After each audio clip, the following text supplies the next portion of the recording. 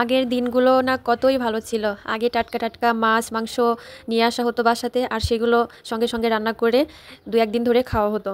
কিন্তু এখন ডিজিটাল যুগ, ডিজিটাল চিন্তা চেতনা। আসসালামু আলাইকুম, hello everyone, this is me Juthi. কেমন আছেন আপনারা সবাই? আশা করি সবাই ভালো আছেন। আলহামদুলিল্লাহ, আমিও ভালো আছি। আজকে আপনাদের সাথে শেয়ার করব ফ্রিজ পরিষ্কার করা। আমার ফ্রিজে আইস, এত পরিমাণ আইস জমে। কার কার ফ্রিজে এমন আইস জমে অবশ্যই কমেন্ট করে জানাবেন। আর আমি নেক্সট টাইম ফ্রিজ যদি কখনোই কিনি, এমন ফ্রিজ আর কিনবো না যেটাতে আইস জমে।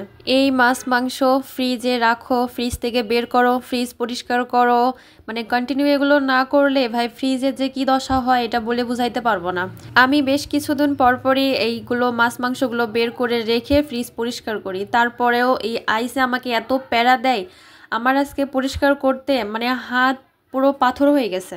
আপনারা নিজেরাও দেখুন, আপনাদের সাথে শেয়ার করার জন্য আপনাদেরকে দেখাচ্ছি, তাহলে আপনারা বুঝতে পারবেন। ফ্রিজ কেনার সময় যেই শোরুম থেকে ফ্রিজটা কেনা হয় সেখান থেকে আমি জিজ্ঞাসা করেছিলাম যে এটাতে কি আইস জমবে বেশি, মানে সামান্য কিছু জমলে সেটাতে কোনো প্যারা নাই, কিন্তু ওখান থেকে বলেছিল কি যে না আপা, কোনো হচ্ছে আইস জমবে না বেশি একটা। আমার এখন মনের মধ্যে বলছে তাদেরকে কান ধরে এনে দেখাইতে। আমার ইচ্ছে ছিল ডাবল ডোরের ফ্রিজ কিনবো, ঠিক আছে, এটা একটা ইউনিক টাইপের, এটা রুমের মধ্যে রাখলেও সুন্দর লাগবে। কিন্তু আমার জামাই বেটা কয় যখন আমাদের স্বপ্নের বাড়ি হবে তখন ফ্রিজ অন্যান্য আনুষঙ্গিক আসবাবপত্র যাবতীয় সব কিছু নিয়ে ইউনিক টাইপের করে তোমাকে সাজাই গোছাই দেবো।